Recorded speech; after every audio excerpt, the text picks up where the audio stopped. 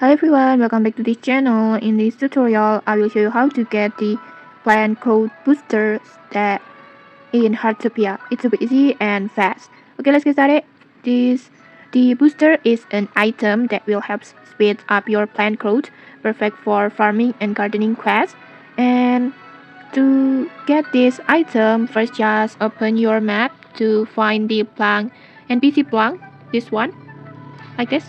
And then next just tap on tracking over here, and then just go to mid plank like this, and then just tap on this icon, chart icon, and then next just tap on the gardening store, this one, and then scroll down until you get the booster, growth booster, this one.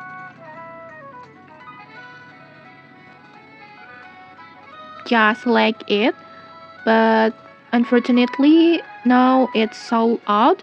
But if it has stock, just select it, and then next just adjust the amount that you want. Just you can buy the plant boost item as many as you want.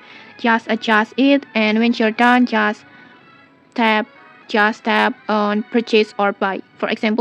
I want to give the purchase tab on the fertilizer, like this. The looks will look like this. Just adjust the amount and then just tap on purchase. And okay, maybe that's it.